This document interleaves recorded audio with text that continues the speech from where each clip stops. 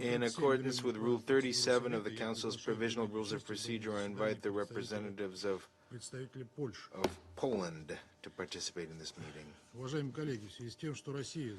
Colleagues, in connection with the fact that the Russian Federation, by taking on the presidency of the Security Council this month, took on the obligation to act impartially and transparently, I want to openly explain the situation regarding the participation in today's meeting of Ukraine. A letter was received in the Secretariat yesterday with a request by the representative of that country to speak at this meeting, not only except in addition to the other requests including from EU and Poland in violation of standard practice and not addressed to the Security Council. It does not even include the basic protocol language as in standard practice. The only proposal in it is the request to allow Ukraine to participate in the meeting. This is the letter. It's not clear who it's addressed to. Here are the letters from Poland and the EU, which contain all the necessary elements of an address to the President of the Security Council in accordance to protocol. We inform members of the Council about the request from Ukraine. I want to underscore that we see no problems with allowing Ukraine to take part in the meeting as a country whose interests are affected by the topic. This is in accordance with the rules of procedure. We immediately conveyed the signal that as soon as the Presidency receives a letter in due form with the agreement of the members of the Security Council, it will be accepted. However, the Ukrainian delegation did not send in the proper request. It's clear that they need to show that they stand above the rules of the Security Council, and like other delegations who request under Rule 37, including the European states, they have the right to dictate their own conditions. We, as a presidency, cannot accept that. The rules are the same for everyone, and that is to ensure the functioning of the Security Council throughout the month. The attempt by the Ukrainian delegation is an attempt to undermine the authority of the Security Council, because the presidency is not just a country, but it's an institution, and I hope all colleagues accept that. Nevertheless, in the absence of objections, we agree to let Ukraine take part in today's meeting, but only on the condition that it was requested by the United States. We intend to satisfy the request of the United States in accordance with the rules. We regret that Ukraine cannot act independently, even on such a procedural matter as a meeting of the Security Council. And even in that, it has to be led by its sponsor.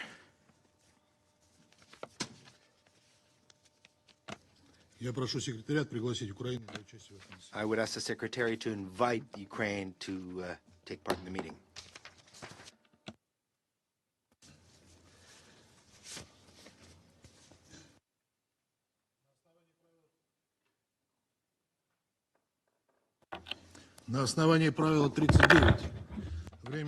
In accordance with Rule 39 of the Provisional Rules of Procedure, I also invite the following speakers.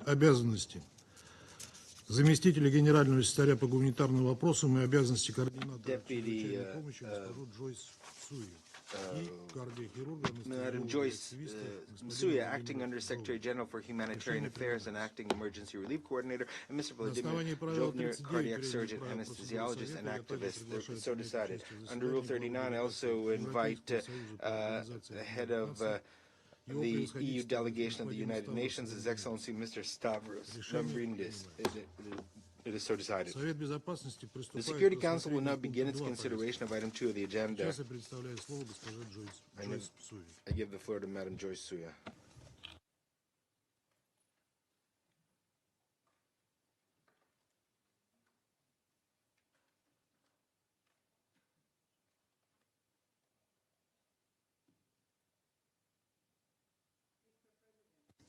Since I briefed the Council last month, there has been no respite for civilians in Ukraine amid continuing waves of attacks across the entire country.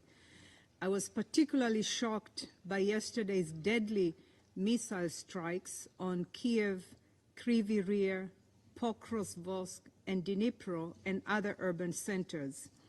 These attacks struck key energy infrastructure as well as two of the country's main specialist hospitals for children and women.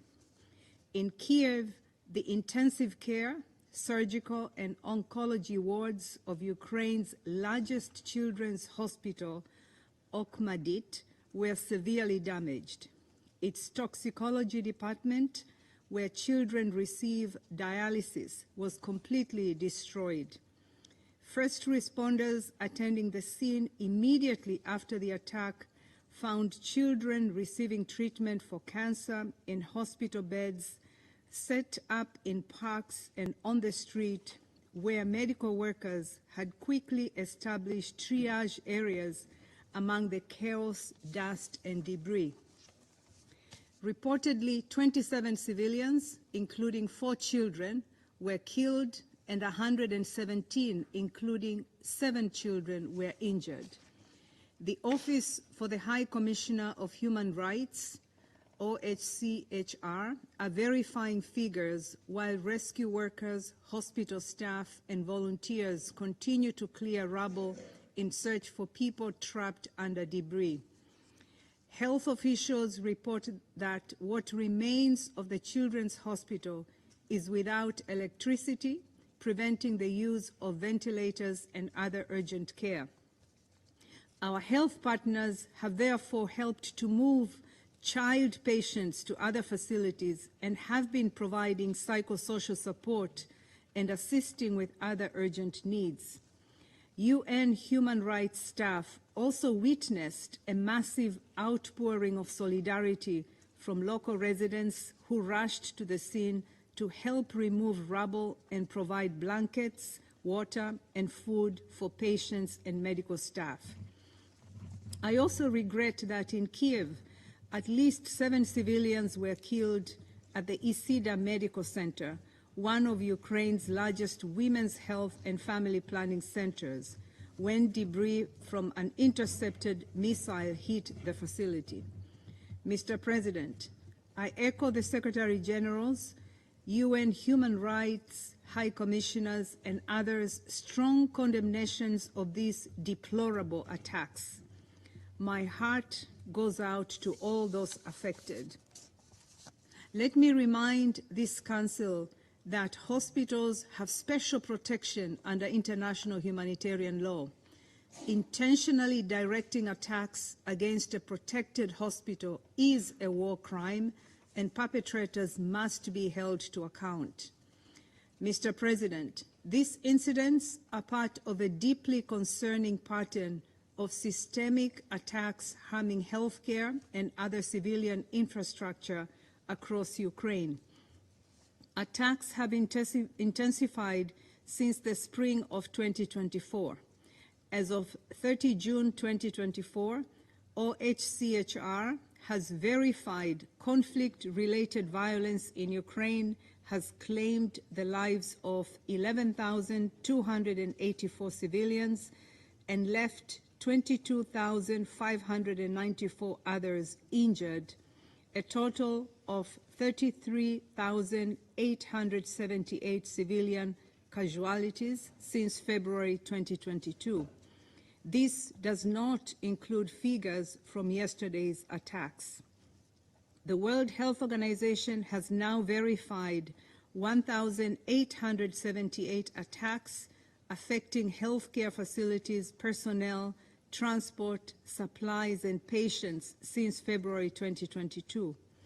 Attacks have also significantly impacted homes, education facilities, office buildings, and public transport. And they have disrupted electricity, gas, water supplies for millions of households. Energy production capacity across the country is significantly reduced. The consequences for the humanitarian situation in Ukraine are, of course, severe. More than 14.6 million people, about 40% of Ukraine's population, require some form of humanitarian assistance. 56% of these people are women and girls. Access to medical care for women and girls, including maternal and reproductive health care, is severely restricted. Thousands of children continue to have daily lessons in bunkers 20 feet below the ground. And for everyone, the constant fear caused by this war is having a serious impact on mental health. More than 10 million people urgently need support to cope with the stress, anxiety, and other mental health challenges associated with the conflict. Mr. President, in this context, it is deeply troubling that aid operations are also being impacted by these attacks. Just last week, a strike destroyed an apartment block immediately in front of the United Nations office in Dnipro city, Ukraine's fourth largest city, home to thousands of people fleeing hostilities and a base for a significant number of aid organizations. The attack killed and injured civilians, including aid workers, and destroyed homes. A second attack in Dnipro on the same day also damaged hospitals, schools, and a collective site hosting more than 120 displaced people. It bears repeating, throughout all military operations, constant care must be taken to spare civilians and civilian objects from harm. Mr. President, as we have mentioned in previous Council briefings, humanitarian operations in some areas also lack access to people in need. We remain deeply concerned about the 1.5 million people who are unable to reach in parts of Donetsk, Kherson, Luhansk, and Zaporizhzhia regions occupied by the Russian Federation. Like all others living close to the front line in Ukraine, they undoubtedly require urgent access to healthcare and medicine, food, and clean drinking water. In accordance with international humanitarian law, it is imperative that impartial humanitarian relief can be facilitated for all civilians in need. Mr. President, despite the challenges in the first 4 months of 2024, the UN and its partners, many of them local organizations, still managed to provide life-saving assistance to 4.4 million people across Ukraine. We are grateful to the donors who have so far provided the $887 million in funding that has allowed us to do so. But the reality is that 6 months into the year, this only amounts to 28% of the $3.1 billion required. To sustain operations in an increasingly complex and dangerous environment, we urgently need donors to accelerate funding for the humanitarian response. All the more so as another winter approaches amid no sign of an easing of hostilities or their impact on civilians and civilian infrastructure. To facilitate early procurement and pre-positioning of winter supplies, the UN and its humanitarian partners are launching the Winter Preparedness Plan for 2024-2025, supported by an allocation of $55 million from the Ukraine Humanitarian Fund. But alone, this will not be enough to get Ukrainians through another winter of war. More is urgently needed. Mr. President, members of the Security Council, for more than 2 years now, people across all of Ukraine have shown remarkable fortitude and resilience in unbelievably challenging circumstances. However, yesterday's attacks and their impacts are a reminder of the deplorable human toll of this war, particularly on the most vulnerable members of the society, tragedies we will see again and again as long as this conflict continues and the rules of war are defied. I therefore once again call on this Council and all Member States to support all efforts to ensure respect for international law and bring an end to the suffering and destruction. Thank you, Mr. President. I thank Ms. Msuya for her briefing, and I now give the floor to Mr. Volodymyr Zhovnir.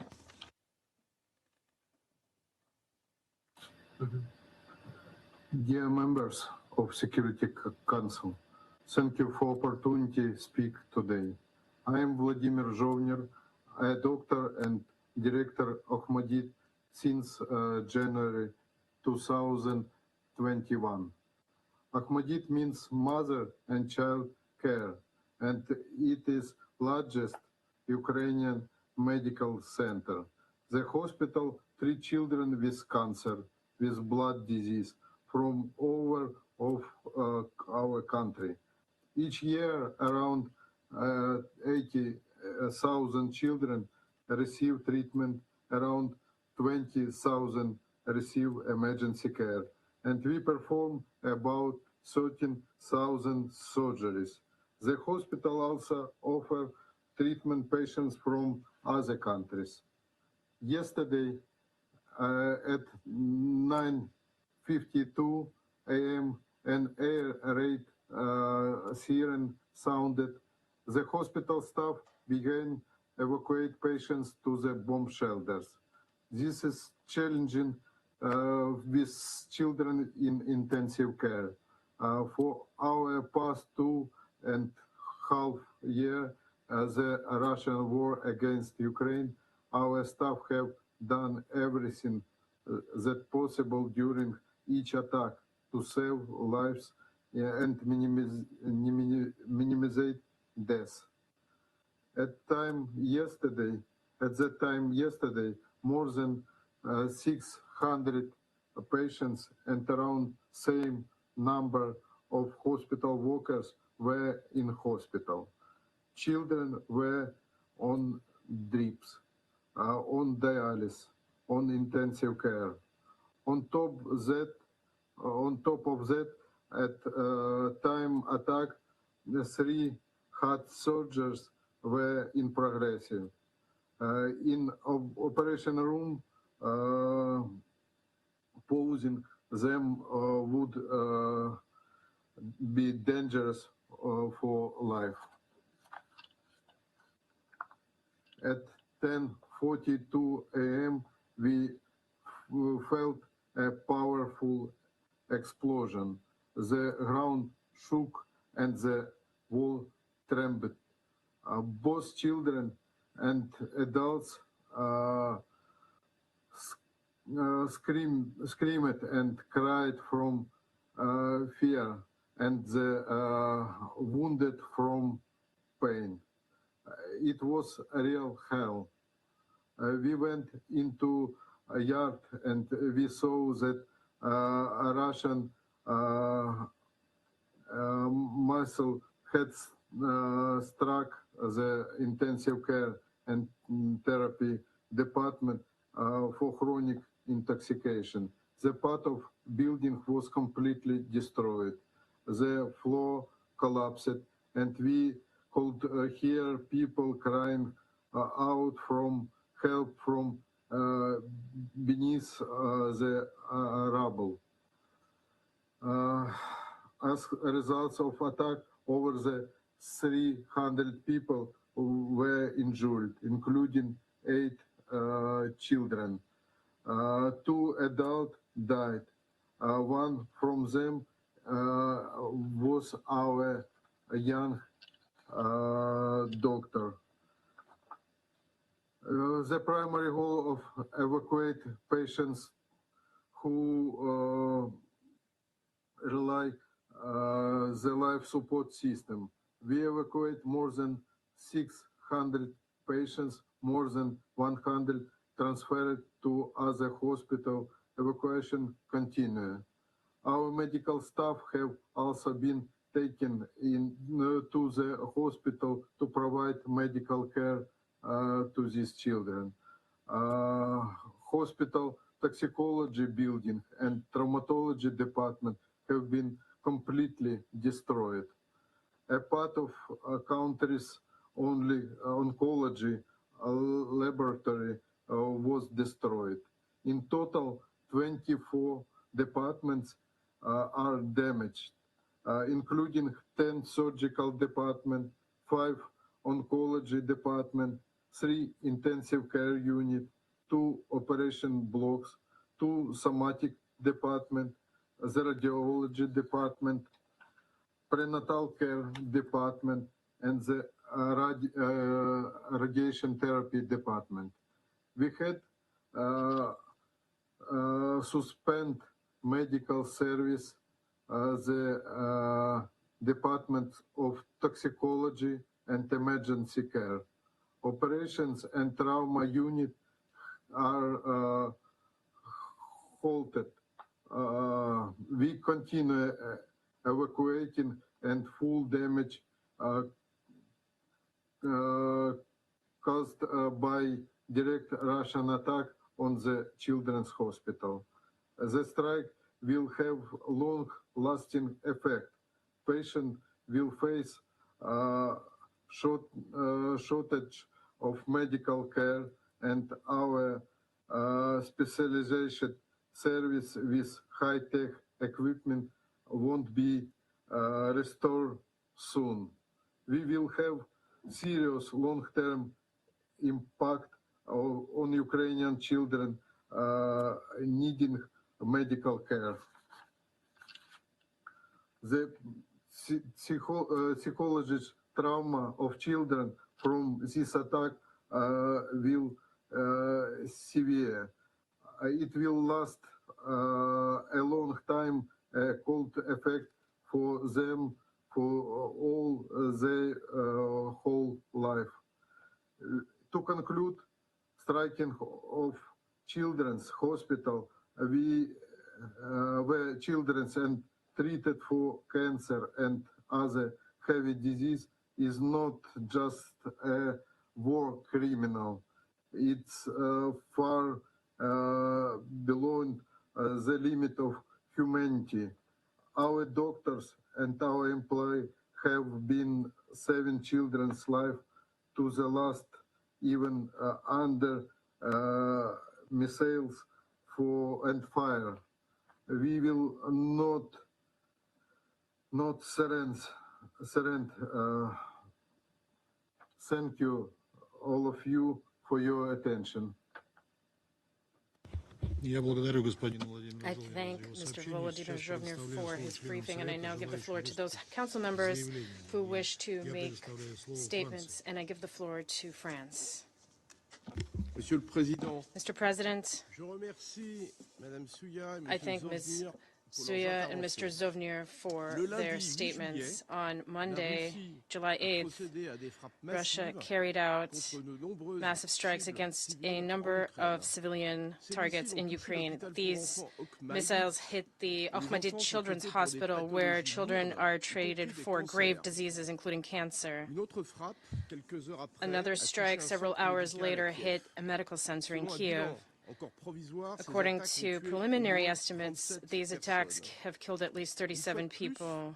La Once Russie again, a délibérément Russia ciblé has des quartiers deliberately résidentiels targeted et des residential infrastructures de santé. neighborhoods and healthcare La France infrastructure. condamne ces violations France flagrantes condemns du droit these international flagrant violations qui of s'ajoutent international law, à la longue liste des which crimes de are guerre dont la yet another Russie entry devra in a rendre list of compte. war crimes for which Russia Comme elle will le be fait held depuis accountable, près de 2 ans, avec des as frappes it has massives been doing contre les for nearly infrastructures 2 years énergétiques with du massive pays. strikes on Elle the cible les country's energy objectifs civils infrastructure. et Russia is cherche targeting à saper civilian la targets résilience du peuple and seeks ukrainien. to undermine the La resilience of the France Ukrainian réaffirme son people. soutien aux travaux menés France par les Nations reiterates Unies et its d'autres support for organisations the work pour carried out by documenter the ces United violations Nations and other et organizations assurer to une document these reddition violations des comptes. and ensure Ces actes accountability. s'ajoutent These acts are in addition to the forced transfer of Ukrainian children. All of these grave violations committed against children have this year once again justified Russia's inscription on the infamous list of the annual report on children in armed conflict.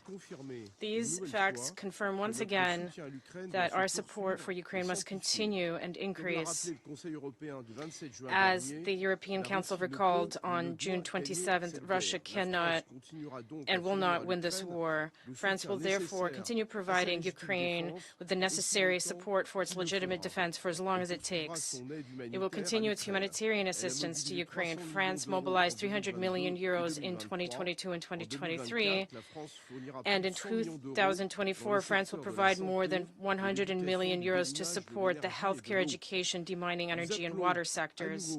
We once again call on Russia to withdraw its troops from Ukrainian territory, as demanded by the International Court of Justice on March 16, 2022. We will remain mobilized to ensure respect for the principles of the Charter of the United Nations and will continue to tirelessly condemn their violation. I thank you.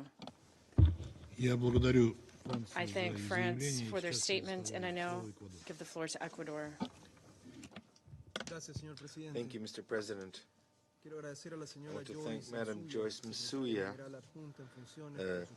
Deputy Secretary General, Acting Secretary General, for her briefing. I also listened to Mr. Jovner's statement attentively. I acknowledge the presence in this chamber the representatives of Ukraine, Poland, and the European Union. Ecuador notes with deep concern the recent intensification of hostilities in Ukraine that has caused numerous deaths and wounded persons, affecting residential buildings and commercial buildings in different cities.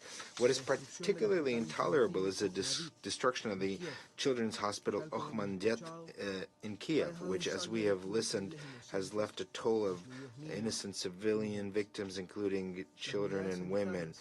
Healthcare facilities such as hospitals and other infrastructures created for the purpose of medical care should be respected and protected in all circumstances and by all parties to the conflict.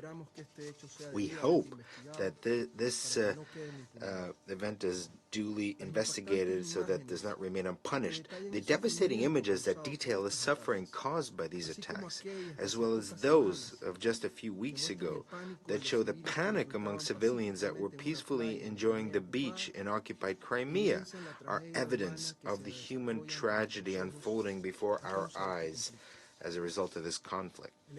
Ecuador reiterates its appeal to all parties to respect international humanitarian law, in particularly observing the principles of distinction, proportionality, and precaution, because it is essential to spare the lives of civilians and protect civilian infrastructures.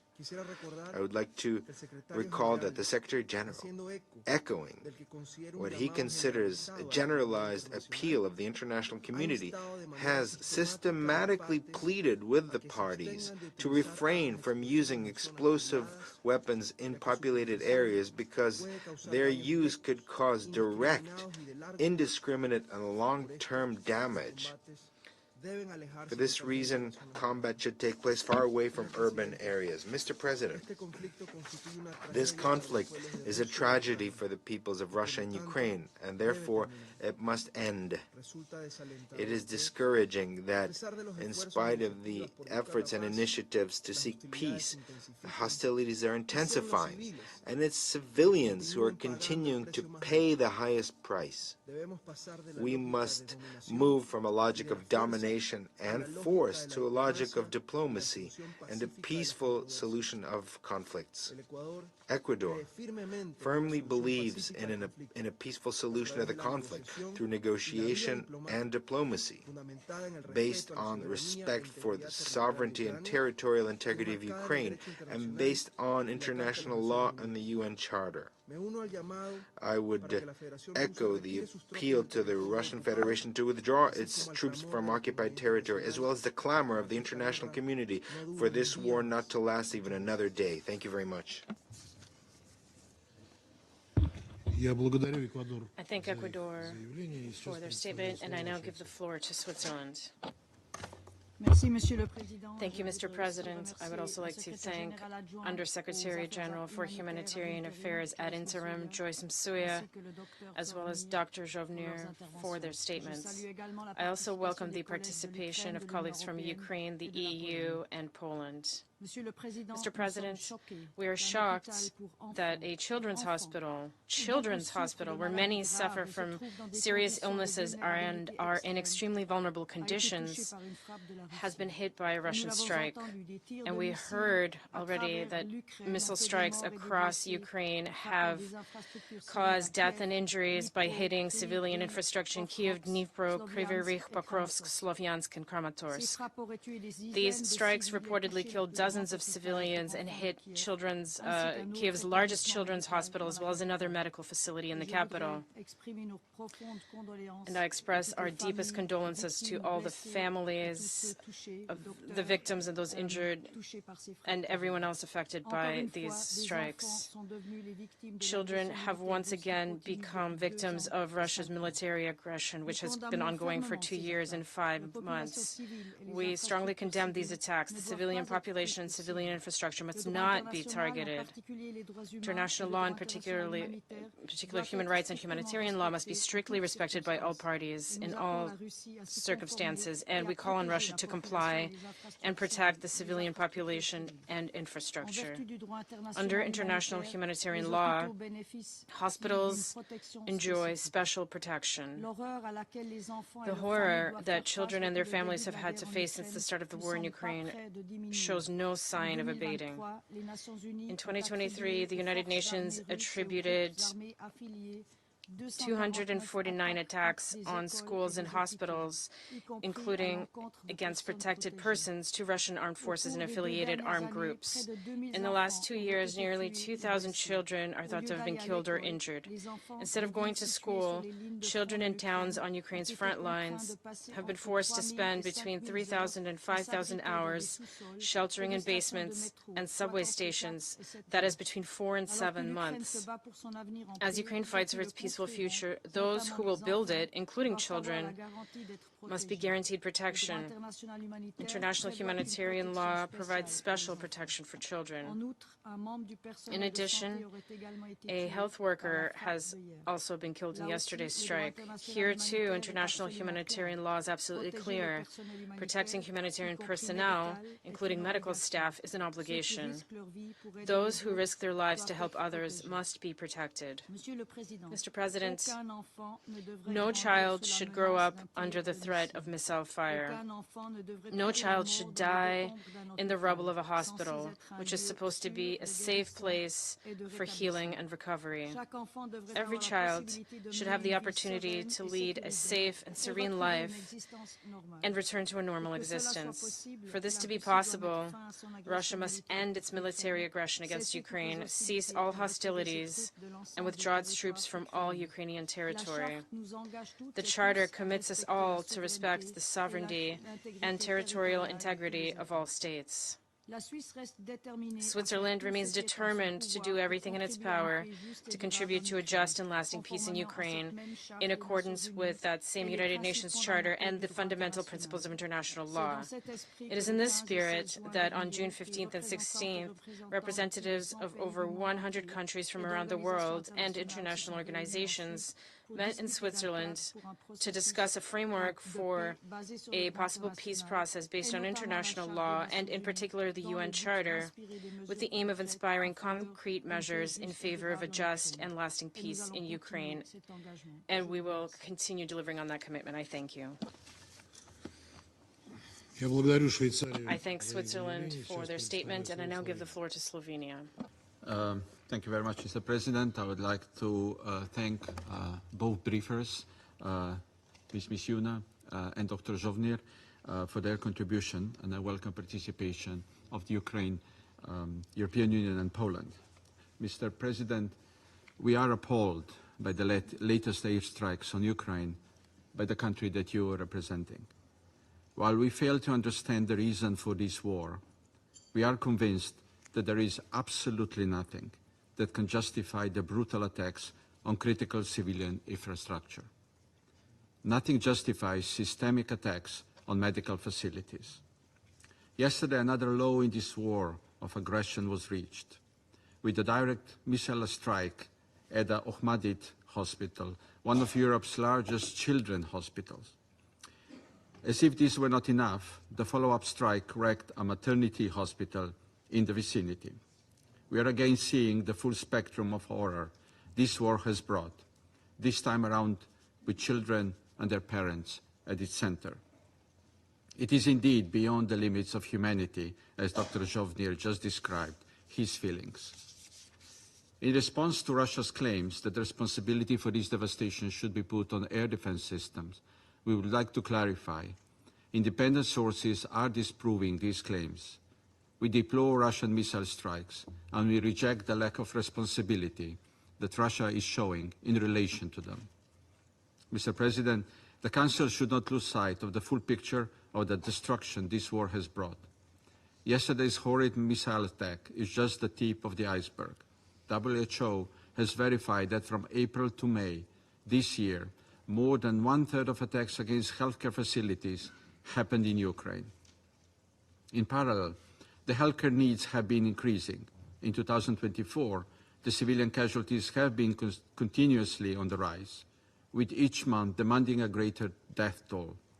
Additionally, only in May, the new offensive around the city of Kharkiv caused the largest displacement in Ukraine since 2023.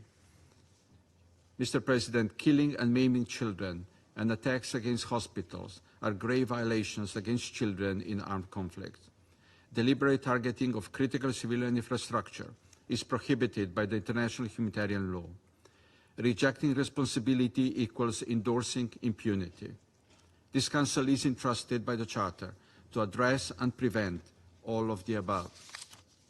Too many fathers and mothers have been killed, too many children have been deprived of the future, too many homes and schools have been reduced to rubble, and too many hospitals have stopped providing life-saving services. We have seen enough death and destruction for a lifetime. No amount of our support, physical or psychological rehabilitation, or assistance to the health and emergency services can alleviate all this suffering. So, Mr. President, please stop this war. It has been going on for too long. I thank the representative of Slovenia for a statement, and I now give the floor to the Republic of Korea. Thank you, Mr. President. I also thank Acting USG Joyce Msuya and Mr. Zhovnir for their timely and informative briefings. We have gathered in this chamber to discuss the war in Ukraine on many previous occasions, but today's session feels different. Where to begin after seeing the unimaginably horrific scenes of children and infants being attacked in the hospital beds? How did we get here? While we are well aware that civilian casualties are a tragic but inevitable consequence of war, we would still like to believe that there are certain lines people will not cross. From the outset, the Russian Federation has tried to justify its invasion into Ukraine's sovereign territory as a defensive action, but few believe this. Its repeated, deliberate attacks against civilians and civilian infrastructure throughout the conflict are indefensible. This latest offensive by Russia against the civilian targets across Ukraine was especially brazen, causing scores of casualties and serious damage to civilian infrastructure. Most notably, the missile strike against the Ahmadi Children's Hospital in Kyiv, where my President Yoon Suk-yeol and the First Lady visited in July 2023 to comfort the children and their families receiving treatment. This is a new law. An attack against the most vulnerable among us betrays a basic lack of humanity. Russia's ongoing indiscriminate attacks against civilian objects across Ukraine is a flagrant violation of international law, including international humanitarian law, and those responsible for such heinous acts must be held accountable. At the same time, our hearts go out to all the victims. Colleagues, we once again reiterate that Russia's armed invasion of Ukraine and its annexation of Ukrainian territories through the use of force are serious violations of the UN Charter and international law, and run counter to the core values underpinning the international system. In this respect, I'd like to remind you all that only a handful of countries, such as North Korea, have recognized the unlawful annexation of Ukrainian land by Russia. The overwhelming majority of UN member states still strongly believe that those regions are an integral part of a sovereign Ukraine state. The longer this war continues, the greater number of lives will suffer miserably and the greater likelihood for further regional instability. Therefore, the only way forward is to work diligently towards an early end to the war.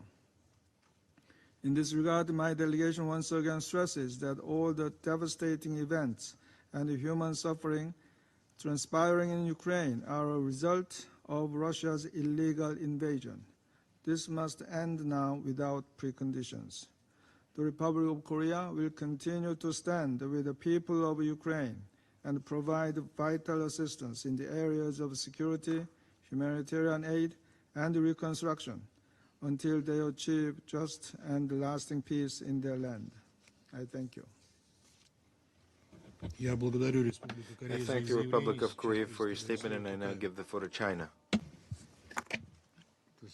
President, I thank Acting USG Misuya for her briefing, and I listened carefully to the statement of Mr. Zubnir. Since the full escalation of the crisis in Ukraine in February 2022, the ongoing conflict has led to a large number of casualties among innocent civilians and the damage and destruction of many infrastructures, triggering a serious humanitarian crisis with huge spillover effects, which is a source of deep concern for China. Recently, instead of stopping, the fighting has intensified, and vicious attacks occurred from time to time, which resulted in serious casualties. China is deeply concerned about it. We reiterate our call on the parties to the conflict to exercise rationality and restraint, effectively comply with international humanitarian law, and do their utmost to avoid civilian casualties and attacks on civilian objects. There are no winners in conflict and confrontation, and military means will not bring lasting peace. President Xi Jinping, during his recent meeting with a foreign leader, stressed that an early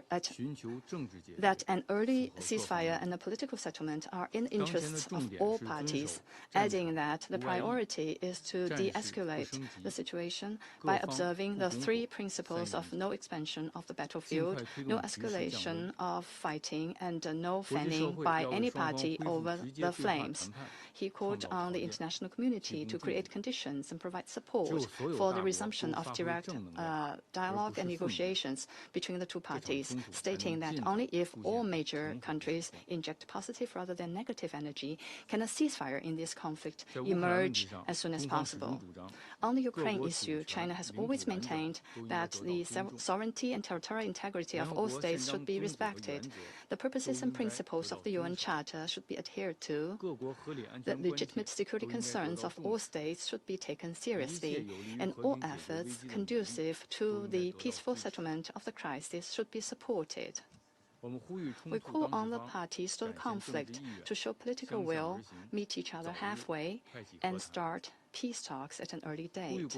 We call on the international community, based on an objective and impartial position, to create conditions conducive to putting an early end to the fighting and play an active role in this regard. We call upon all parties concerned to work together, uphold a common, comprehensive, cooperative, and sustainable concept of security, and promote the establishment of a balanced, effective, and sustainable European security architecture. China will continue to actively promote peace talks in its own way and make unremitting efforts and play a constructive role in promoting a political settlement of the Ukraine issue. I thank you, President. I thank China for their statement, and I give the floor to Sierra Leone. Thank you, Mr. President. I thank Acting USG Ms. Joyce Musea for our briefing. And I take note of the sobering information provided by Mr. Vladimir Zovny. I welcome the participation of the representatives of Ukraine, Poland, and the head of the delegation of the European Union. Sierra Leone notes with deep concern the recent reported missile strikes on civilians and civilian infrastructure across Ukraine. It is reported that during a daytime attack, missiles struck multiple Ukrainian cities, killing at least 31 people, injuring about 125 others, and seriously damaging a major children's hospital. Based on report, those killed in the multiple missile strikes include doctors, patients, women and children, the very best of society, and also most vulnerable in times of armed conflict. Sierra Leone expresses deepest condolences to the victims and the families of the victims affected by the missile strikes. Sierra Leone deplores attacks on civilians, civilian and protected objects, and vital infrastructure. The report of the missile strike of the Kiev main children's hospital, resulting in the loss of innocent lives and the extensive damage to a critical healthcare facility, are truly heartbreaking and distressing. We call on all the parties to the conflict to uphold their obligations under international law and take immediate steps at de-escalation. We have previously reiterated in this Council that the deliberate targeting of residential or civilian areas, civilian infrastructure, and essential services, such as hospitals, schools, water, and energy facilities, are unacceptable and prohibited under international law. It poses a significant threat to the safety and well-being of the most vulnerable and protected populations, violating the basic tenets of humanity and the principles of international humanitarian law. The devastating impact of these strikes on civilians, including women and children, is a stark reminder of the urgent need for the violence to end and a renewed commitment to protecting civilian lives and infrastructure in conflict zones. It also begs for independent investigations aimed at accountability. We call on all involved parties to exercise restraint and take all necessary measures to avoid further civilian casualties and damage to critical infrastructure. The protection of civilians must be paramount in any conflict, including the conflict in Ukraine. Ensuring that the parties to the conflict maintain the safety of civilians must be the utmost collective priority of this Security Council.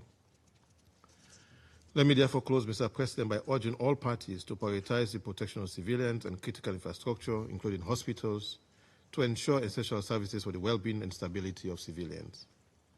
The involved parties must choose and prioritize peace. Peace is made not between friends, but between parties in a state of disagreement. Peace can also not be left to chance.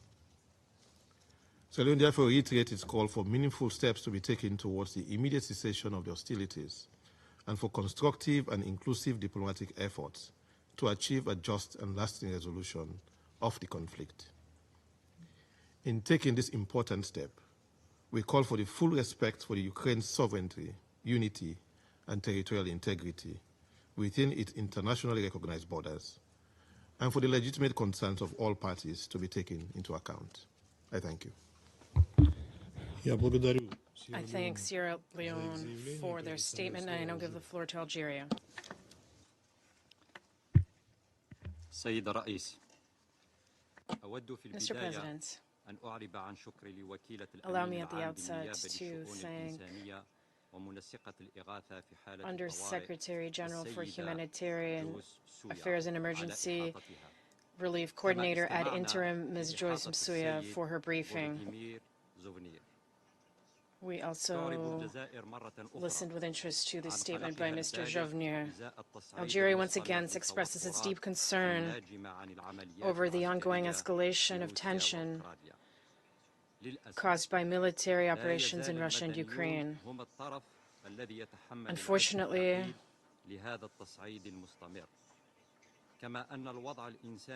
It is Ukrainians who bear the brunt of this incessant escalation. In addition, the dire humanitarian situation is also a source of deep concern and requires a clear commitment from both sides to put an end to it. As we meet again to discuss this alarming situation on the ground, we still see no signs of a de-escalation. In this context, allow me to share the following comments. First of all, it is essential to give due priority to diplomatic efforts to address the very serious humanitarian crisis in Ukraine in a comprehensive manner. This can only be achieved through a clear commitment by all parties to de-escalation and respect for the UN Charter and international law, in particular international humanitarian law. Secondly, the logic of confrontation has never yielded a solution to disputes. Instead, its place must be taken by restraint, dialogue, and negotiations based on the principles of inclusiveness and a peaceful settlement of disputes. The use of weapons will only lead to more lives lost, including amongst civilians and especially children. This will bring more suffering to the population, it will bring the destruction of infrastructure, and will raise the risks of pushing back a solution to the conflict. Algeria reiterates its commitment to support all efforts aimed at achieving peace and at laying the foundation for a sustainable and peaceful solution to this crisis. Thirdly, the polarization resulting from this crisis is a source of grave concern for Algeria.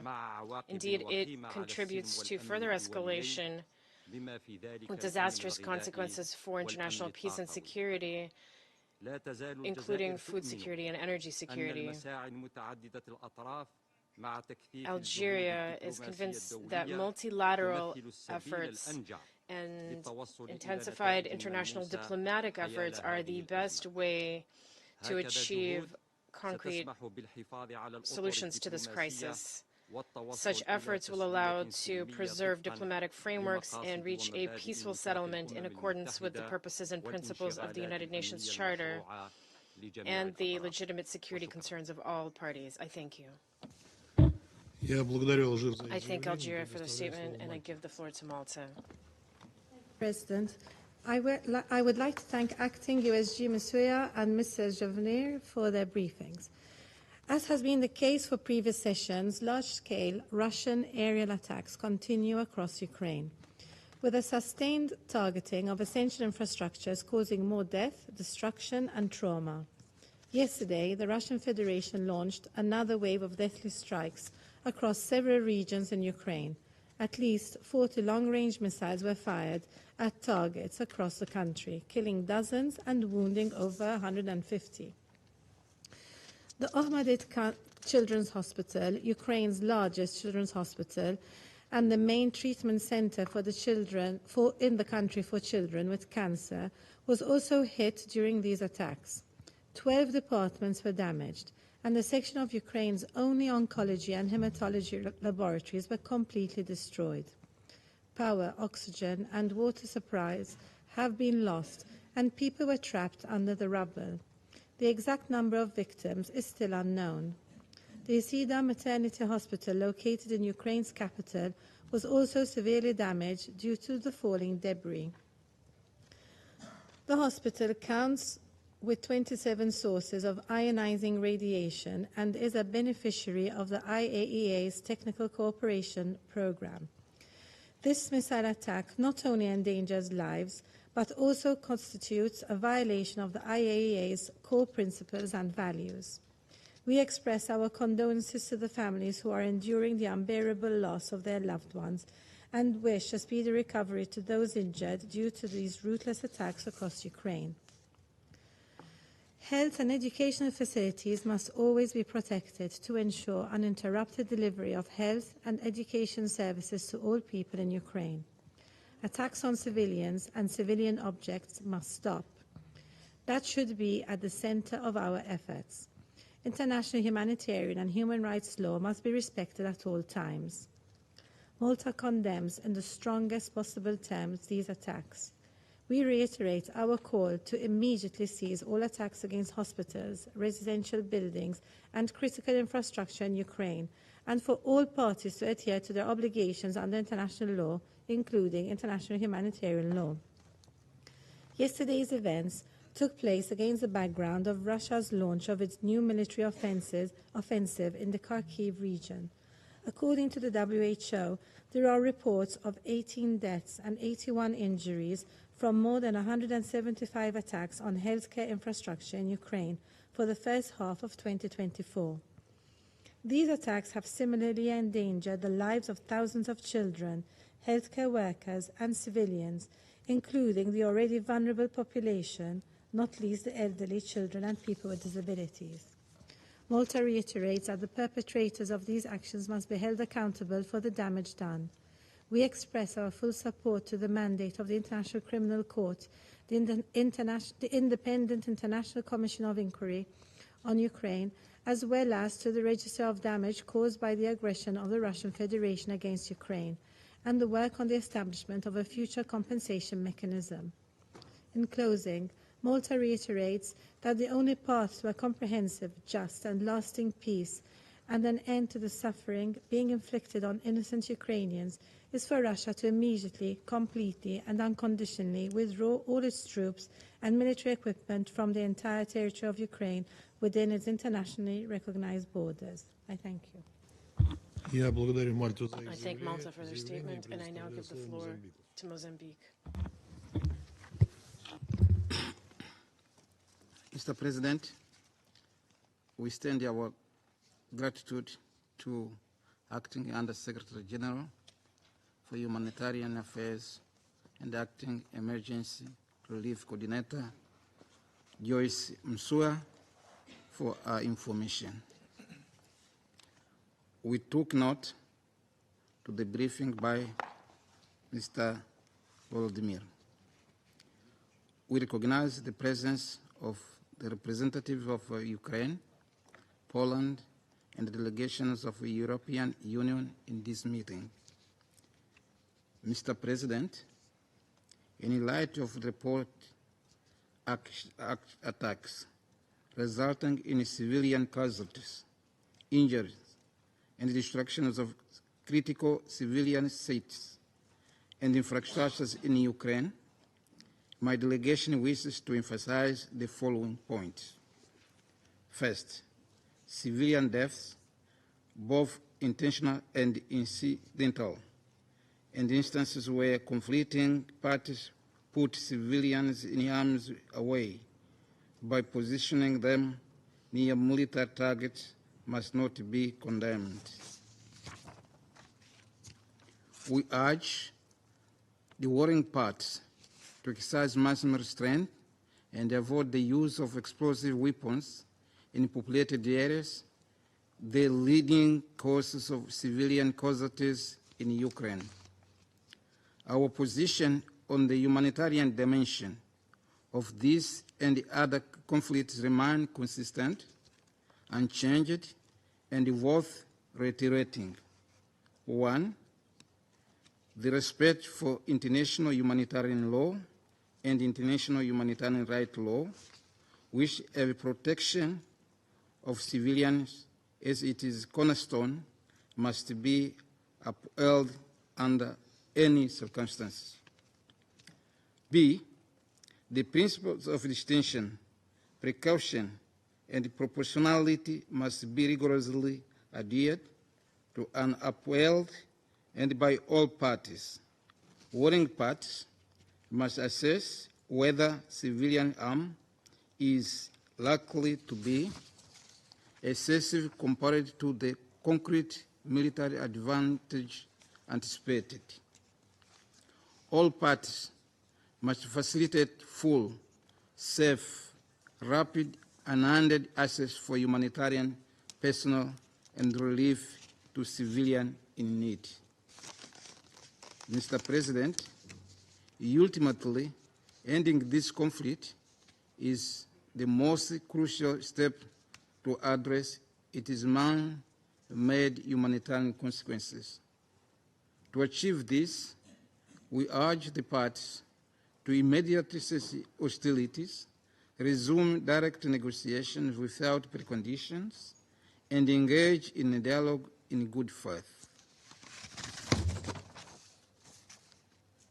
Mr. President, let I seize the opportunity to recommit to the UN as EDO platform to start genuine dialogue towards a negotiated settlement aimed at bringing this conflict to a just, comprehensive, and lasting peace that addresses its root causes and upholds the Charter. I thank you, President. I thank Mozambique for their statement, and I now give the floor to Guyana. Thank you, Mr. President. We thank Acting USG Joyce Msuya and Dr. Volodymyr Jovenir for their briefings. We welcome the participation of the representatives of Ukraine, Poland, and the European Union in today's meeting. We also extend our condolences to the government and people of Ukraine, including the families and loved ones of those who were killed yesterday, and wish for the speedy and full recovery of those injured. Mr. President, Guyana is extremely alarmed by the continued attacks against civilians and civilian infrastructure since the start of this war. The attacks have claimed the lives of more than 11,000 civilians, including women and children, and continue to destroy objects indispensable to their survival.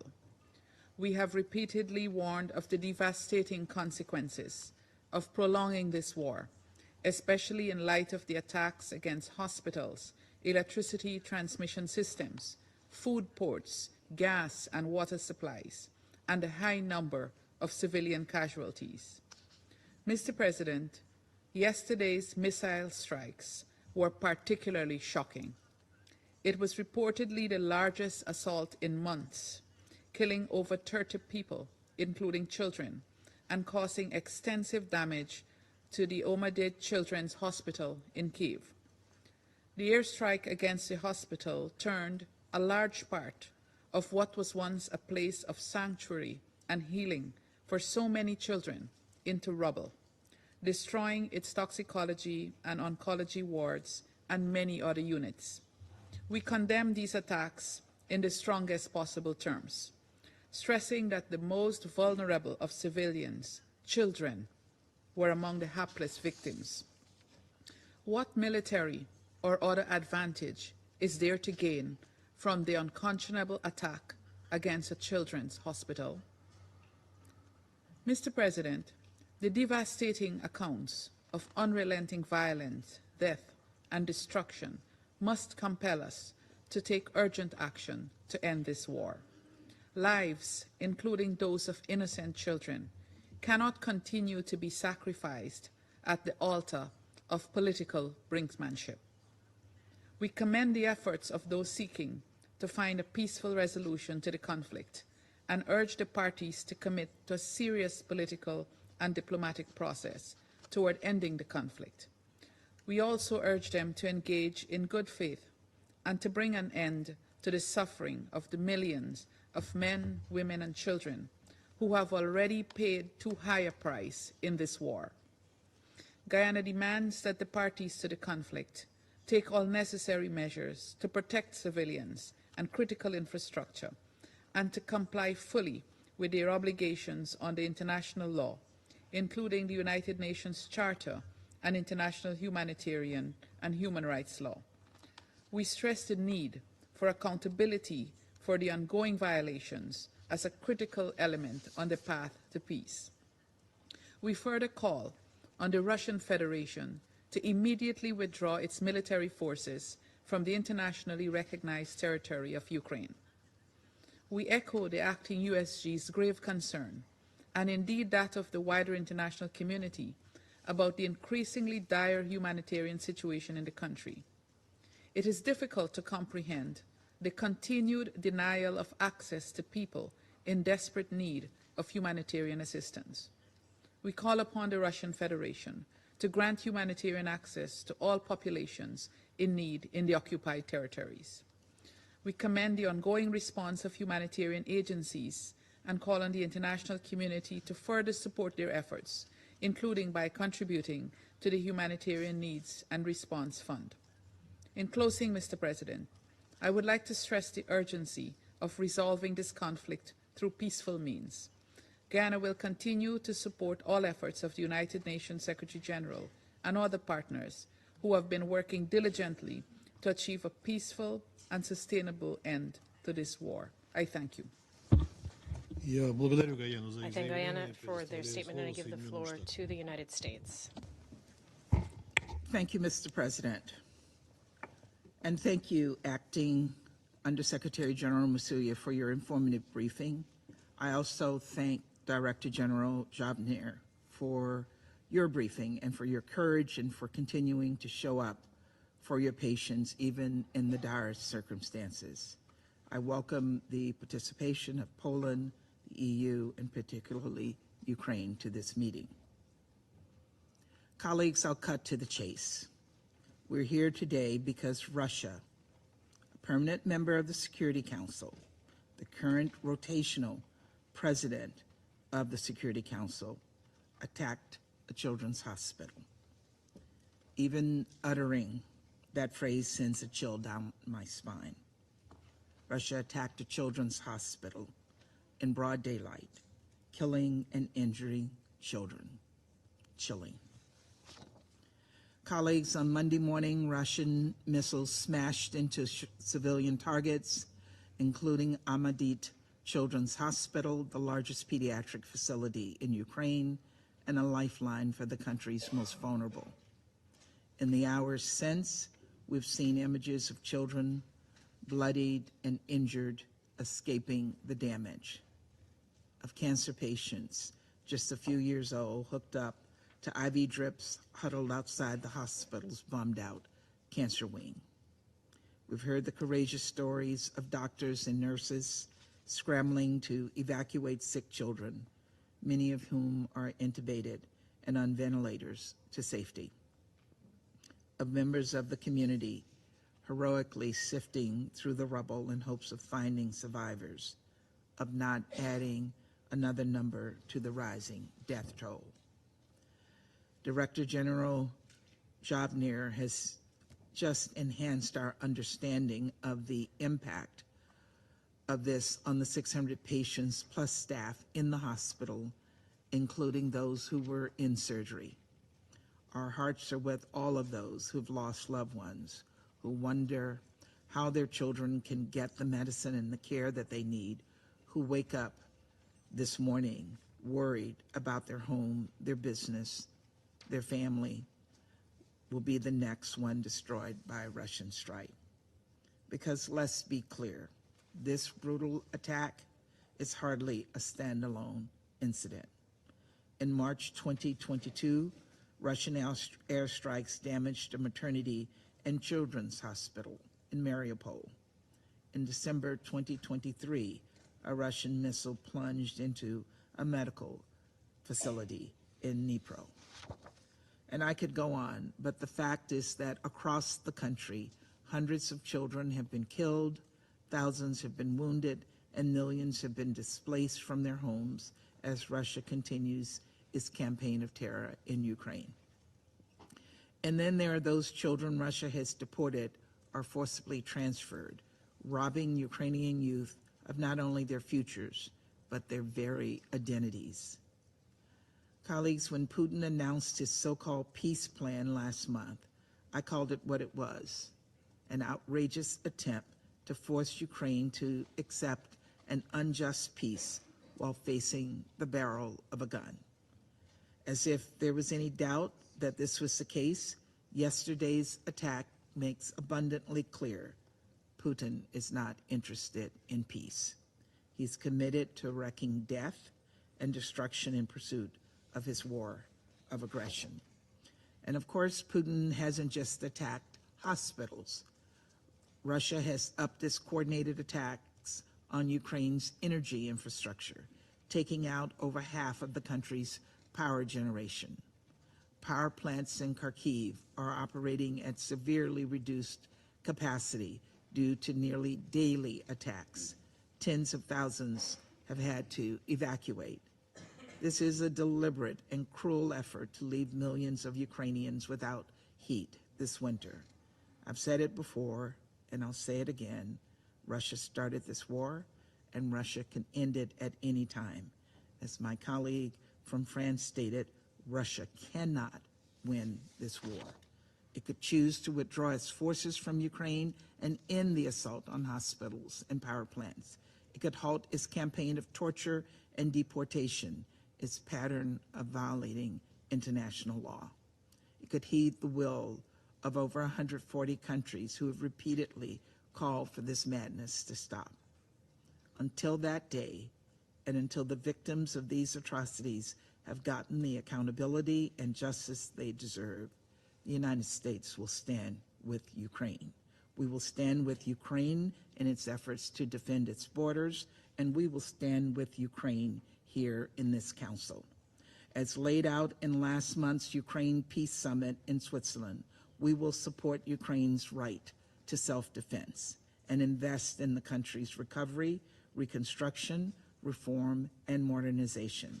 And we will uphold the principles of the UN Charter, including respect for sovereignty, political independence, and territorial integrity.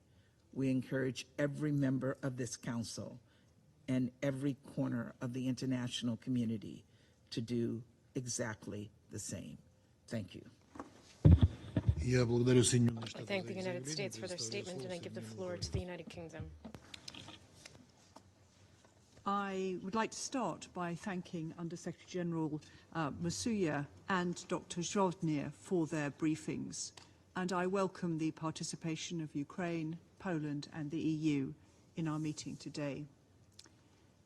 I offer the UK government's deepest condolences to Dr. Zhovnir and the victims of Russia's latest appalling airstrikes across Ukraine, and to their families and their loved ones. Since the 23rd of February 2022, in repeated attacks on Ukraine, Russia has killed Ukrainian children. Russia has maimed and injured Ukrainian children. Russia has abducted Ukrainian children. And yesterday, Russia came back for wounded and sick children in Okhmatit Hospital. This is cowardly depravity, and this must stop. I visited Okhmatit Hospital last December. It's become a refuge for children injured in attacks across Ukraine. I saw for myself the dedication of Dr. Zhovnir and his staff and the care they provide. I met two young girls among many who were resolutely learning to walk again with prosthetics. One had been injured in Russia's attack on Kharkiv, the other in Russia's attack against Kramatorsk railway station. Colleagues, intentionally directing attacks against civilians and civilian objects constitutes war crimes. The ICC has already issued arrest warrants for the Russian president, former defense minister, the chief of the general staff, and the Commissioner for Children's Rights for suspected war crimes. Since the 23rd of February 2022, Russia has violated the UN Charter and repeatedly breached international humanitarian law. Its conduct is a disgrace to the Security Council and especially to the President's seat. Colleagues, we must join together to condemn Russia's actions and stand foursquare behind the UN Charter and its guarantees of sovereignty and territorial integrity, and behind international law and international humanitarian law.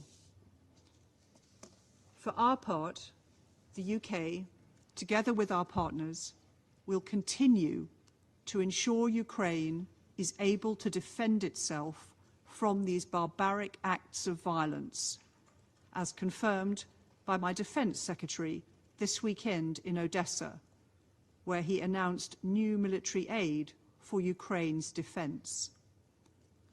At the NATO summit this week, we will demonstrate our resolve to support Ukraine for as long as it takes. We will also work to ensure accountability and justice for the Ukrainian people. And we will support Ukraine to secure a just and lasting peace in line with the UN Charter. I want to commend the exceptional resilience of the Ukrainian people, and in particular to pay tribute to the Ukrainian emergency services, especially over the last 48 hours. I also express my admiration for the doctors and other hospital workers at Okhmatdit and for their patience. In conclusion, I call on Russia again to end its aggression against Ukraine and immediately, completely and unconditionally withdraw all its forces from Ukraine's internationally recognized borders and stop killing Ukrainian children. Thank you. I thank the United Kingdom for their statement, and I now give the floor to Japan. Thank you, Mr. President. I thank Ms. Musuya and Mr. Zovna for their detailed briefings. Today, we have come together once again to confront the grim reality caused by the escalating attacks by Russia across Ukraine. According to the reports, a barrage of Russian missiles across Ukraine caused serious damage and many casualties, including at a pediatric hospital in Kyiv, where many young, innocent children are hospitalized. Japan condemns Russia's attacks against civilians and civilian infrastructure across Ukraine in the strongest terms. We express our deepest condolences to those who lost their loved ones and hope for the speedy recovery of the injured. In particular, we sincerely wish that the children who should be receiving treatment will get prompt and appropriate care.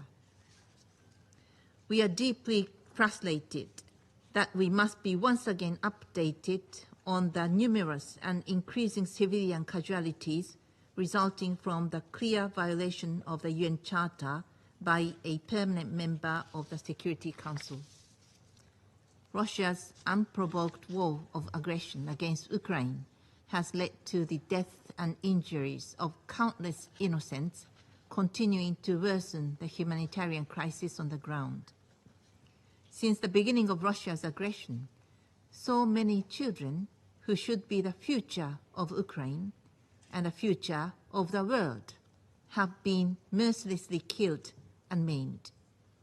According to the annual report on children and armed conflict in 2023 alone, the UN verified the killing of 80 children and maiming of over 330 children. It is also recorded that over 200 schools and 90 hospitals were attacked. It is unfathomable that these figures do not represent the whole scale of impact on children. We must never forget child abductions by Russia as well. They should be returned home and be united with their loved ones immediately. My delegation is absolutely enraged by Russia's continuous disregard for international law including international humanitarian law. Attacks targeted against civilians and civilian objects are clearly prohibited by IHL. The international community will not tolerate impunity for those responsible and perpetrators of violations of IHL, and all other heinous acts must be identified and held accountable. Once again, we reiterate our clear position to urge Russia to cease its aggression and immediately and unconditionally withdraw from the internationally recognized territory of Ukraine. Japan continues to stand with the people of Ukraine. I thank you.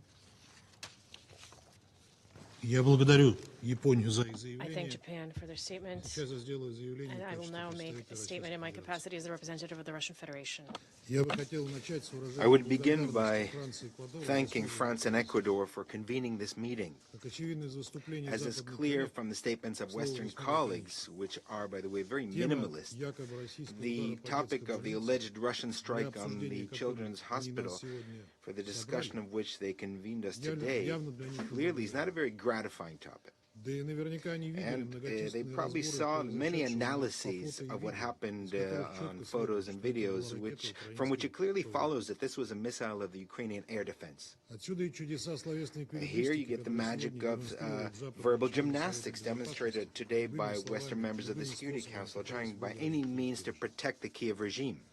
Для нас же это заседание For us, возможность this рассказать meeting правду is о an excellent произошедшем. opportunity to tell the truth about what actually happened. Однако правда, как известно, наших However, the западных коллег truth, не as is well known, интересует. does Они not в interest лучших our Western традициях colleagues, and in the best провокации в Буче traditions of the Bucha Mariupolskом provocation, or госпитале, with the который сегодня Mariupol упоминался, hospital, which was mentioned today, пытались выдать they желаемое за tried действительное, to осуждая engage in якобы wishful thinking by целенаправленный удар condemning the ВКС России allegedly по детскому медицинскому учреждению. intentional strike of the Russian Air Force against the children's medical Лукавство подобной facilities. тактики видно Now, the невооруженным dishonesty of this tactic is clear to the naked eye, as was noticed immediately by the Ukrainians themselves, thanks to the video of the strike against the hospital complex, which appeared in the internet, and negated all attempts by Kiev and Western Вот propagandists. ссылки на наиболее Here are the популярные, references of the most наиболее полные публикации. Это full QR-коды, publication. These are QR codes. А вот что по горячим следам Here's what опубликовали украинские immediately телеграм-каналы, after the event was published by Ukrainian telegram channels, which remain the only uncensored source of information, uncensored by the Ukrainian authorities for their compatriots. And I quote, "The presidential office has instructed everyone to only publish and promote information related to the children's clinic Otmandet in order to A, divert attention from other issues, as there are interesting sites nearby where people could question the government about why military facilities are located so close to residential areas and hospitals. B, attempt to boost the morale of the army and the people by fueling hatred toward the enemy. They claim that the enemy intentionally targeted children, although everyone knows that the rocket was accidentally shot down." This is a quote.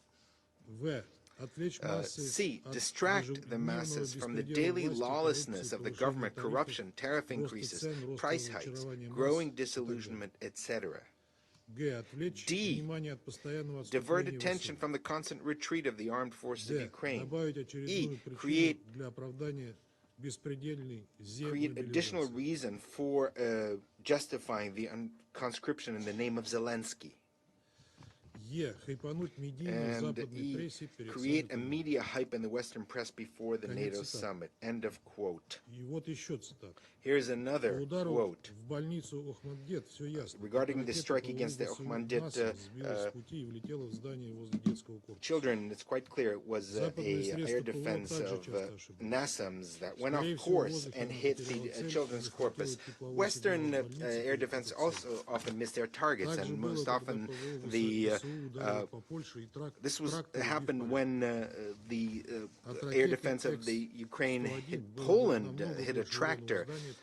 If the X-101 missile had hit the building, the damage would have been much worse. We constantly write that Ukrainian air defense missiles often go off target. There was many such tragedies before, and the presidential office was constantly lying to people that these were Russians who intentionally struck residential buildings. The presidential office has to constantly fuel hatred among Ukrainians and justify the continuation of the war by these artificial tragedies. And the military themselves acknowledge such tragedies are as a result of air defense. This is a quote from Ukrainian sources, not mine. Colleagues, I hope now you can understand that no matter how the Kiev regime and its Western sponsors tried to represent the tragedy as a result of an intentional Russian strike, even in the eyes of regular Ukrainians, the version does not hold water. In these conditions, we really regret that the Council has been drawn into this dirty propaganda campaign of Kiev and its abettors. And I'd like to ask Mr. Zhovner a question.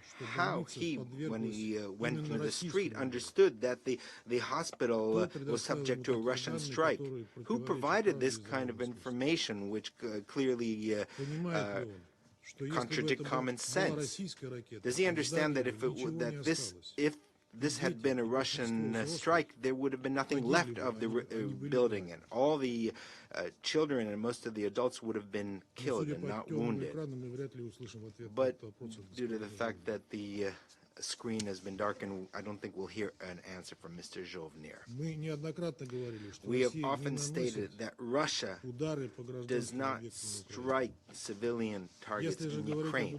And if speaking of strikes of the Russian Air Force, which were conducted against military targets in Ukraine and the air bases of Ukraine, one of these targets is the factory of Artem, one of the largest enterprises of the Ukrainian defense industry. This is one of the main producers of aviation missiles, weapons, and ammunition. And this target, according to data based on objective evaluation and based on testimony of people of Kiev themselves, was hit. Since the factory is about 2 kilometers from the Okhmadet Children's Hospital, there's every opportunity to assume that the air defense missile was meant to intercept the Russian missile and which was meant to hit the factory. Now, such tragedies could be avoided if the Kiev regime, in contravention of international humanitarian law, did not locate air defense and heavy weaponry in residential neighborhoods. However, its Western sponsors prefer to look away regarding that important fact. We also can't fail to mention the fact that the Ukrainians themselves in the social media noted an interesting trend. The tragedy with the hit of the air defense rocket into the hospital, children's hospital, occurred on the eve of the NATO summit. And this is the third NATO summit since the beginning of the special military operation. And similar situations occurred on the eve of each one of them. It was the same on the 27th of June of 2022 when Ukrainian media reported about an explosion in a mall in the city of Kremenchug in the Poltava Oblast, where supposedly hundreds of people were there. In actuality, the fire in the mall, which was empty and was not functioning, took place as a result of the detonation of ammunition which was held in a neighboring building and was provided by the U.S. and Europe. The same thing happened on the night of the 6th of July of 2023 when the Russian Air Force delivered a strike against a temporary deployment of Ukrainian soldiers and foreign mercenaries in Lvov. And noteworthy that the mayor of Lvov, Mr. Sadovy, acknowledged that the residential buildings, were damaged by fragments of the air defense. In all these situations, these were maximally exploited by the head of the Kiev clique in order to beg for more weapons for Ukraine. It's an interesting tendency, isn't it? And it's quite noteworthy that Ukrainian media resources have also noticed this. And by the way, another question begs to be asked. And this is in relation to the words of the representative of Slovenia regarding the confirmed Russian strike against the Otmandet Children's Hospital. In videos posted by Ukrainian users, it's clear to see how one after another, without any interference, 5 rockets of the Russian Air Force strike the factory. Also, it's clearly seen that without any interference, a single rocket hits the children's hospital, a rocket of the air defense of Ukraine. It's impossible to mistake it due to the easily recognizable rocket fin assembly and other traits. How is it possible that the Ukrainian air defense misses all 5 strikes against the factory, but hits the children's hospital directly? Maybe the representative of the Kiev regime can answer that question. We await also reaction from Norwegian authorities, who, it would seem, supplied to the assembly NASAMS to the Zelensky regime. Did they authorize it to be used for a strike against the children's hospital?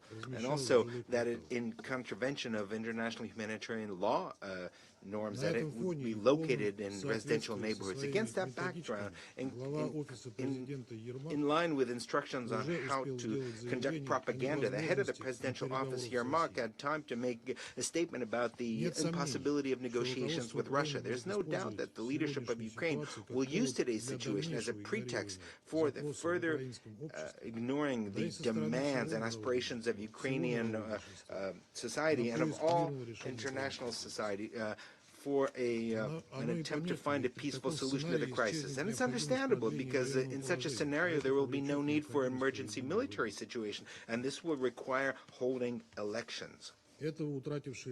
And the Kiev clique, which has lost all legitimacy, fears this more than anything, acknowledging that the population has a very negative attitude toward it. This is why it prefers to sacrifice tens, if not hundreds of thousands of its own citizens who are sent into a senseless meat grinder.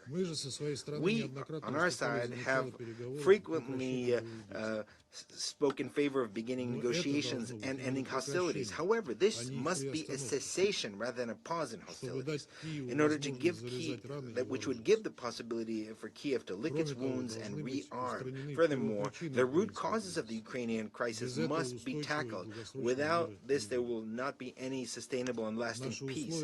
Our conditions for concluding the conflict were clearly stated by President Putin on the 14th of June at the meeting with the leadership of our foreign ministry. We value also initiatives of all states who are aimed at a genuine ceasefire and taking into account our legitimate concerns, rather than aimed at promoting propaganda operations such as a pseudo-peace conference in Switzerland.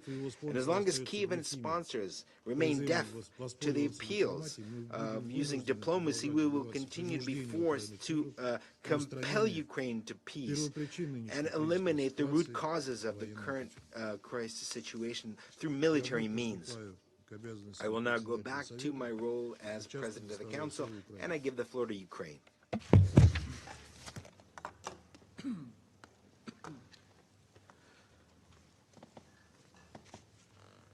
Well, distinguished members of the Security Council, I would like to thank all of you who have given words of support and expressed your sympathy following yesterday's barbaric attack against Ukrainian civilians, including children. I would also like to thank Acting Under-Secretary General Msuya and Mr. Zhovnir for their comprehensive briefings, revealing the dreadful outcomes of the Russian missile strike. I'm sorry to recognize the representative of the terrorist Putin's regime in the chair's seat. It has become a tradition for Russia to mark its presidency in the Council with heinous war crimes and genocidal endeavors. This time is no exception, and the chair's seat is already soaked with blood. Yesterday, Russia deliberately targeted perhaps the most vulnerable and defenseless group in any society: children with cancer and other life-threatening illnesses. Even in times of peace, these children face enormous challenges and require specific support and care. It has always been recognized as one of the most touching manifestations of humanity and empathy to donate and help such children, to ensure they get medical treatment, and to create joyful moments to alleviate their sufferings. The Ahmadi Children's Hospital in Kiev, the largest medical center treating young patients with cancer and other life-threatening illnesses, has served this goal and helped thousands of children from across Ukraine and abroad.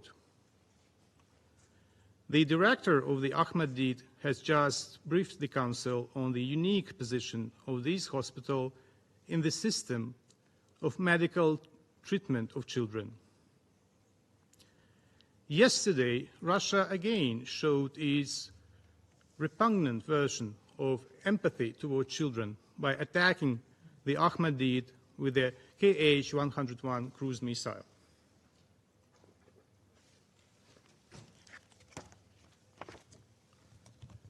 That is slide 1.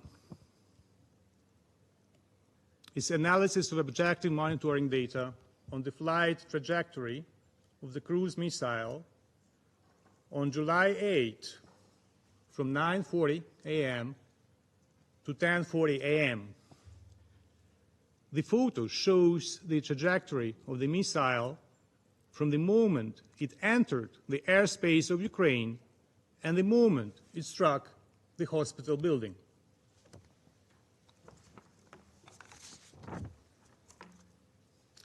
The video footage clearly testifies that the Ahmadi hospital was a deliberate target. The footage captured the moment the Kh-101 missile dived towards the hospital building.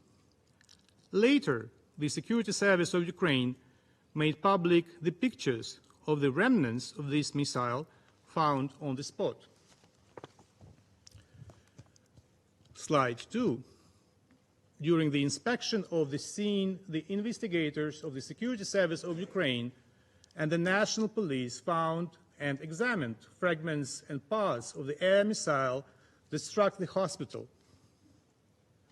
According to the preliminary assessment of military specialists, the specified objects belong to the parts and components of the Kh-101 strategic air-to-ground cruise missile, which is in service with the Russian Army and is used by Russian long-range aviation units.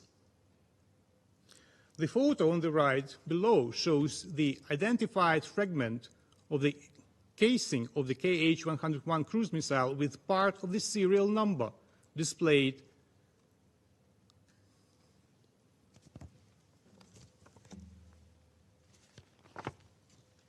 Slide 3. Fragment of the Kh-101 missile under the rubble of the hospital building, part of the missile body. Slide 4. Characteristic elements of the Kh-101 missile have been identified and examined. The photo on the left shows a fragment of the wing opening mechanism of the Kh-101 cruise missile. The photo on the right shows a fragment of the Kh-101 cruise missile engine.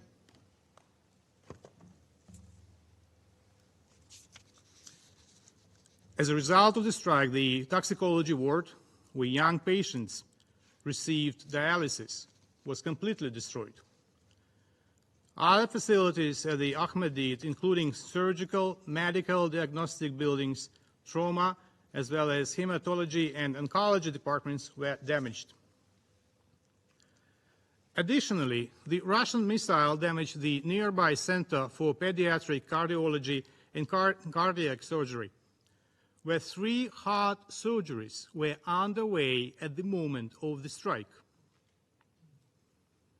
We have just heard the professional assessments of the long-term consequences for the treatment of hundreds of seriously ill children.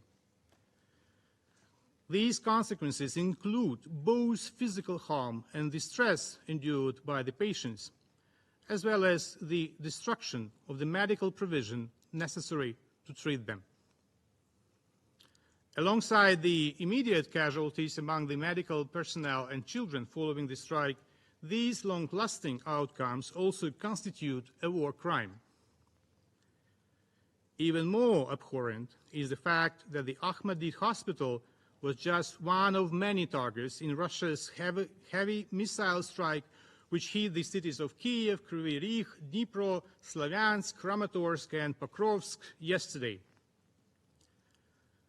According to information from the Defense Forces of Ukraine, the Russian Federation launched 38 missiles, including Kinzhal air ballistic missile, Iskander-M ballistic missile, Zircon hypersonic cruise missile, KH-101, KH-22, and Caliber cruise missiles, as well as KH-5969 guided aerial missiles.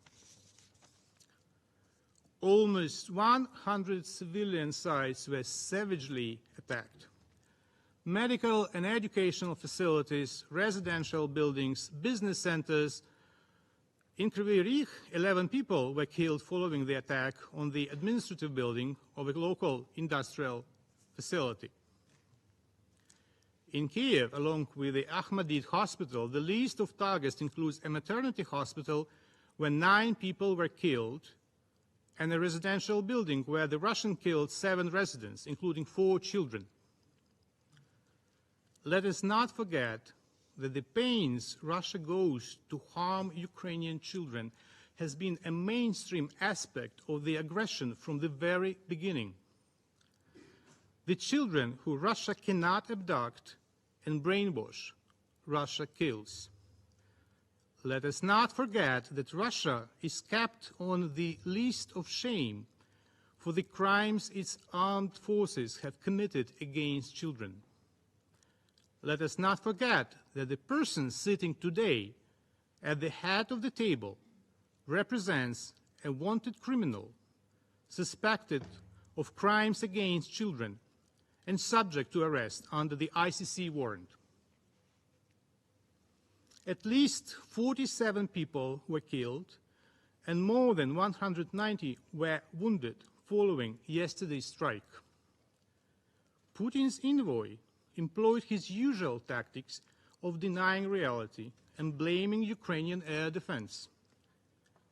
I recall clear footage of the Russian missile approaching the hospital, the scale of the destruction, and the eyewitness accounts. His comments about the possibility to destroy it entirely if Russia supposedly hit are just monstrous.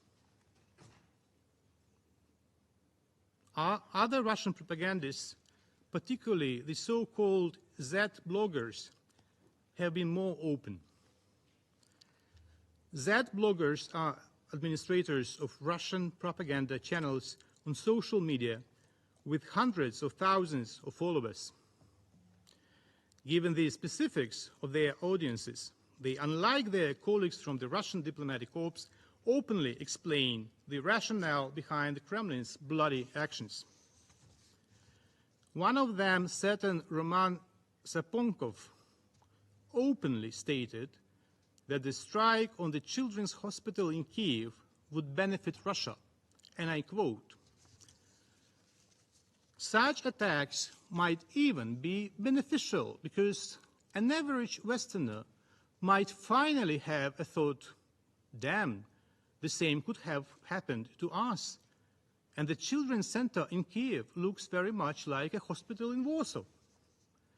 Incidents like these might work in our favor." End of quote. They do not even hide that they are deliberately attacking hospitals. That is exactly what Russians regularly did in Syria from 2015.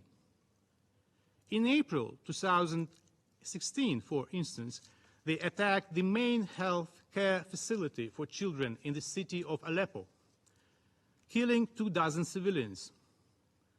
It is also telling that in 2020, Russia withdrew from a voluntary UN arrangement aimed at protecting hospitals and humanitarian aid deliveries in Syria.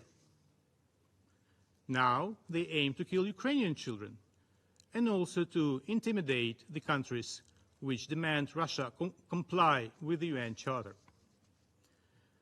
The attack on a children's hospital is also an indication of Russia's current unwillingness to engage in a peace process.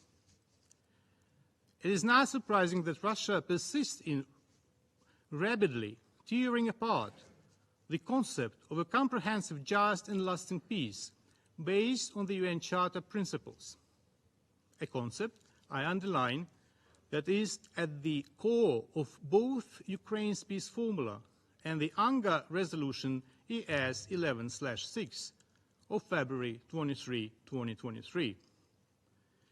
Russia has rejected its responsibility to adhere to the UN Charter and, in fact, demands that the international community acknowledge its right to violate international law. However, the attack on the children's hospital is also a manifestation of Russia's deepest contempt for any peace initiatives, regardless of their origin. The Kremlin's moral and managerial degradation has reached such an extent that it does not hesitate to commit crimes that undermine the vision for peace of those countries on which Kremlin now entirely depends. Russia is like cancer, only worse. It will stop killing and expanding violence only when it is incapable of doing so. It is imperative to shoot down Russian missiles. It is imperative to destroy Russian combat aircraft at their bases. Bold steps must be taken to eliminate any security deficit. Currently, the UN membership is actively preparing for the summit of the future. We are engaged in active negotiations on the final document with the Declaration on Future Generations as its integral part. The question is, however, what kind of future are we talking about if the murderer feels comfortable sitting knee-deep in children's blood in the chair's seat here? As I said in this chamber in 2022, this war criminal will end up in hell, bypassing purgatory, and his place there is eternal. What matters, however, is how he will be put in the dock before that. I can't stomach the thought of how one can shake his hand and accept a lunch with him paid for with blood money.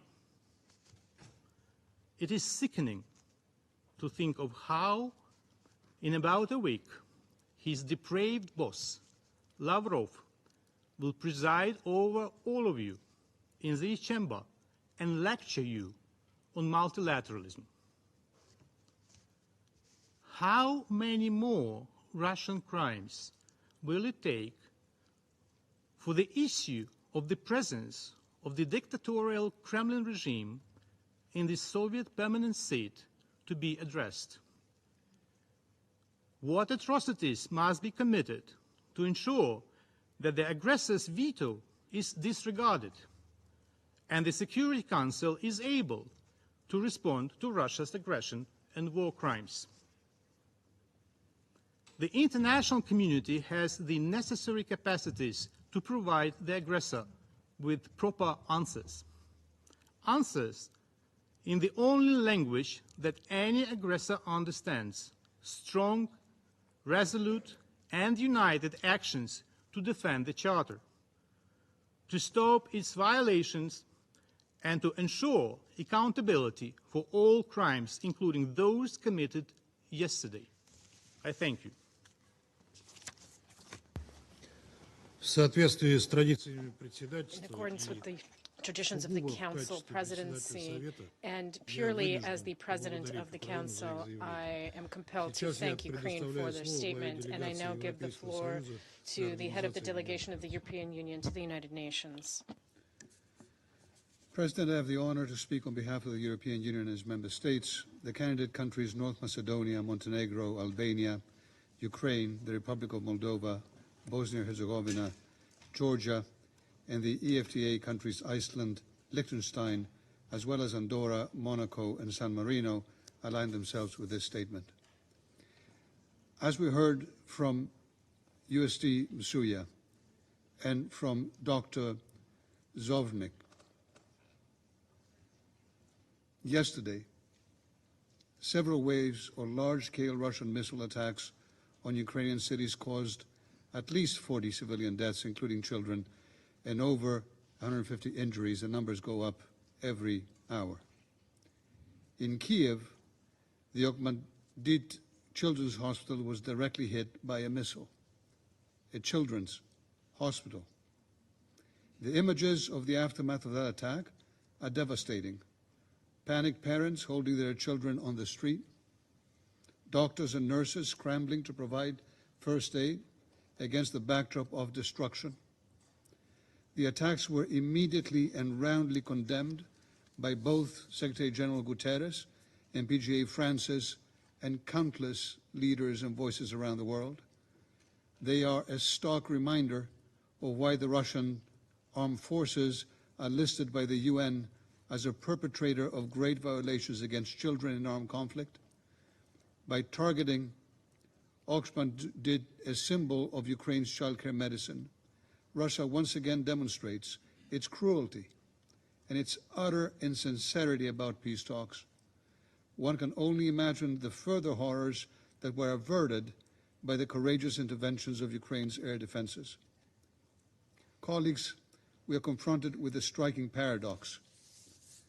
The member state currently holding the presidency of the UN Security Council, the body responsible for maintaining peace and security, is intensifying, as we speak, attacks on civilian infrastructure in Ukraine, including that country's hospitals and power plants. Such systemic airstrikes against Ukraine's civilians and civilian and critical infrastructure violate international humanitarian law and must stop immediately and unconditionally.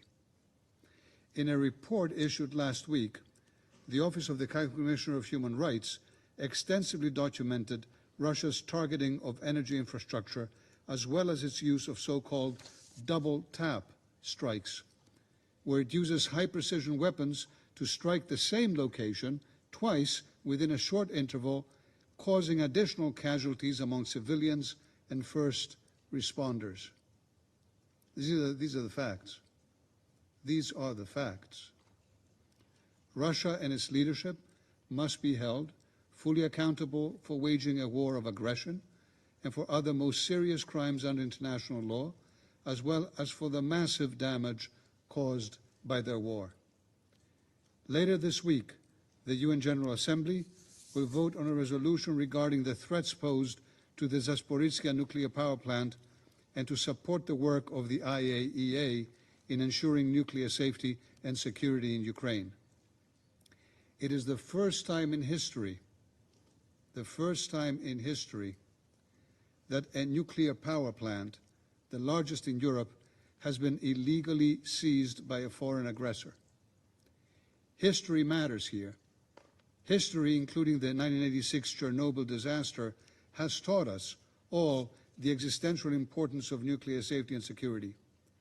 Russia's irresponsible actions place all of us at risk. That is why we hope and expect that all UN member states will strongly support this resolution and this initiative for nuclear safety.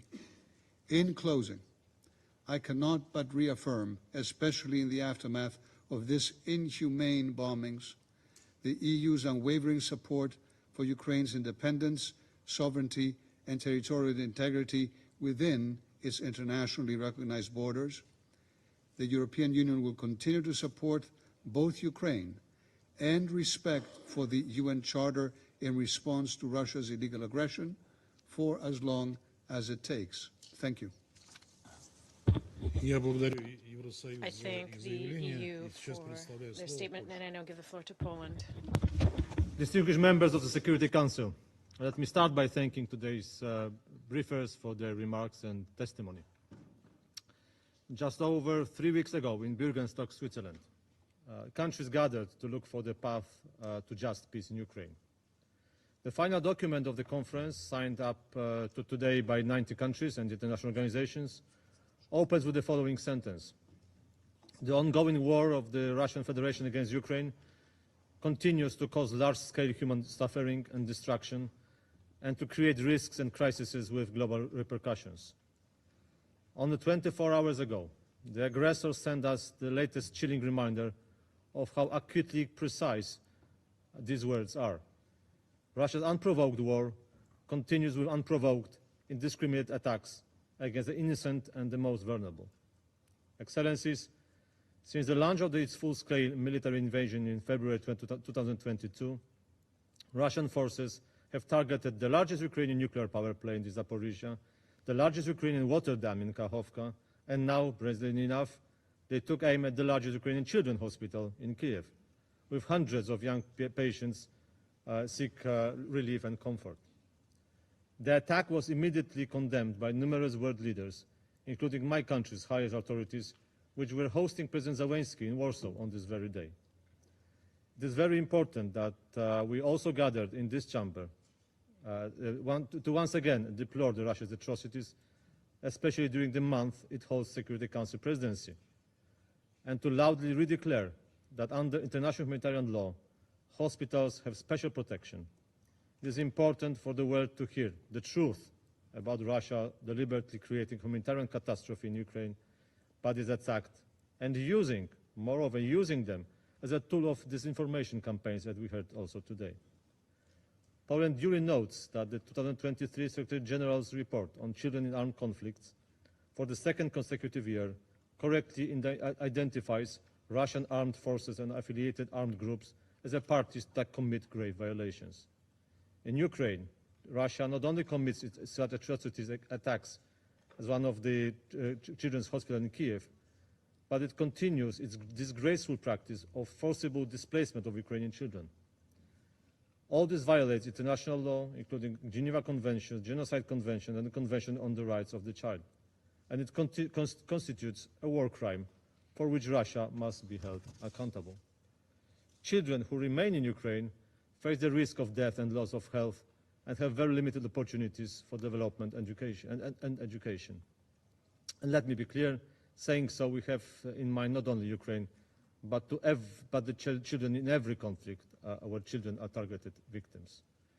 Excellencies, according to media experts' estimates, Russia spent as much as $250 million on yesterday's missile barrage against targets in several Ukrainian cities. Instead of spending money on treating its own children, Russia prefers to spend hundreds of millions on killing children in Ukraine. And it's not only about Ukraine.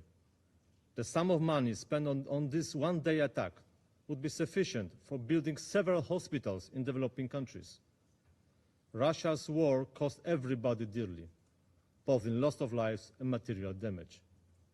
Distinguished delegates, can you imagine what would be those costs in the case of nuclear disaster? This is why the UN General Assembly will soon vote on the resolution condemning the Russian aggression against Ukraine, which urges Moscow to refrain from its nuclear gamble of illegally occupying Zaporizhia nuclear power plant that puts us all at a great risk. We truly hope that the proposal will garner the broadest possible support, which will underscore our commitment to restoring peace in Ukraine in accordance with the UN Charter and fundamental principles of sovereignty and territorial integrity, and will be in line with the declaration of the latest peace summit in Switzerland. Let's save the children from the scourge of war. Thank you.